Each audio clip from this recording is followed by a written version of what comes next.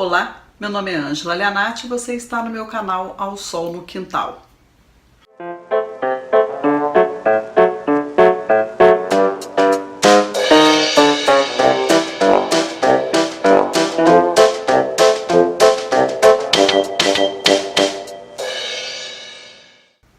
Hoje nós vamos de Saramago às Intermitências da Morte.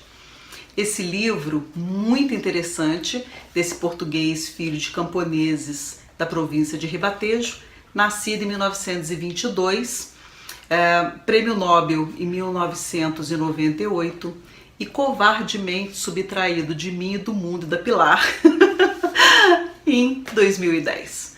A genialidade dele impressa nessas obras que ele deixou pra gente jamais vai ser substituída. Saramago para mim é ímpar.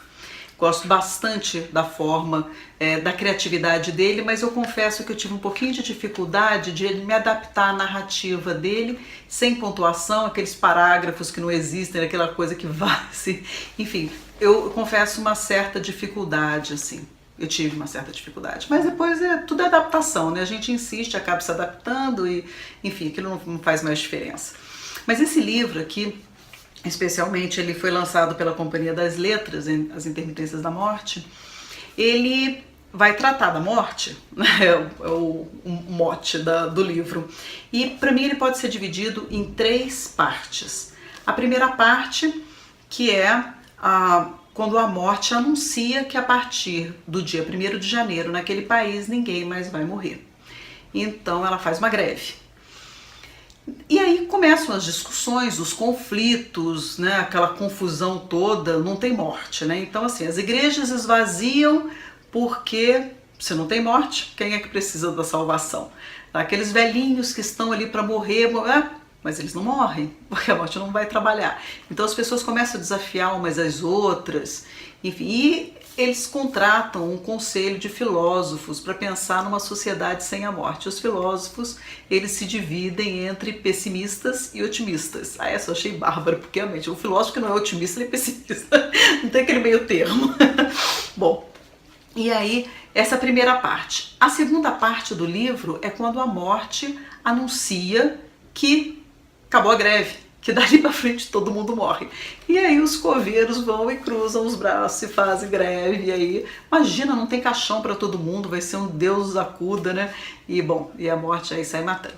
E a terceira parte, que para mim assim é o top do livro, é quando a morte começa a mandar cartinhas, né, para as pessoas que vão morrer, e todo mundo que recebe aquele bilhetinho roxo, é próximo e tal, e aí um músico, violoncelista, ela manda a cartinha para ele, a cartinha volta. Aí ela manda de novo, a cartinha volta. Aí ela vai lá e a morte se apaixona. E aí a humanização da morte. É maravilhoso. Não é spoiler não, você pode ler porque aqui tem muita coisa para você aproveitar.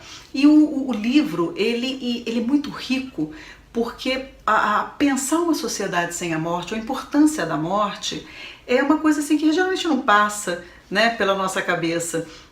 Ele, inclusive, é uma coisa que é negada, um tabu, né, da nossa sociedade. 2 grandes tabus da nossa sociedade são o sexo e a morte. As pessoas não gostam de falar sobre isso, embora isso seja a vida, né? Nós somos seres que caminhamos para a morte. O homem só está vivo porque ele vai morrer. O oposto está ali, né? O homem, ele começa a morrer no dia que ele começa a existir. Então, a cada dia é um dia mais próximo da nossa morte. A morte é uma realidade, ninguém gosta de tocar nesse assunto. Ninguém pensa na morte, ninguém se imagina morrendo, né? Todo mundo morre, menos a gente. E, lógico que a gente toma os cuidados, mas o dia que eu morrer, não fala nisso. Mas por que não falar, né? Vai acontecer comigo, com você que não aconteça já, mas vai acontecer com todos nós. Infelizmente, ou não, né? Depois que você lê esse livro aqui, você vê a importância, né, da morte existir. E particularmente esse livro, ele traz 2 coisas muito interessantes, né? Uma é a dedicatória que ele fez. Eu achei maravilhosa. Ele diz assim: a Pilar, minha casa. Pilar era a esposa dele, né? E aí ele traz uma citação de um filósofo chamado Wittgenstein, E é bem bacana porque o Wittgenstein, nos seus jogos de linguagem, ele diz que a morte é a única experiência que não pode ser vivida. Eu acho bárbaro. Então esse livro aqui, ele vai tratar da única certeza que a gente tem e que a gente faz questão de negar. A gente passa a vida como se a morte não fosse existir. E o homem cria milhões de coisas para driblar essa morte. Então ele não acredita que a morte seja a finitude dele. Então ele acredita que possa voltar a borboleta, que ele vai voltar, que ele vai virar purpurina, ou que ele vai, enfim, para o céu, para o inferno, não sei, né? Morar em algum lugar aí bem distante, né? Vira estrelinha.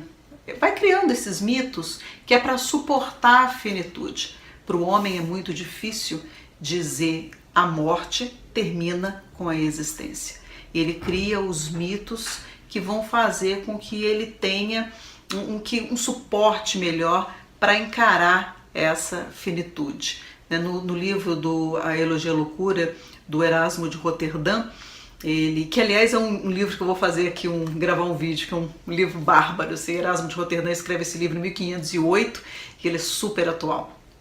Então ele diz que a loucura, ela se apropria das pessoas assim perto da morte para não se deparar, para que as pessoas não se deparem com a sua finitude, que isso é muito terrível, né?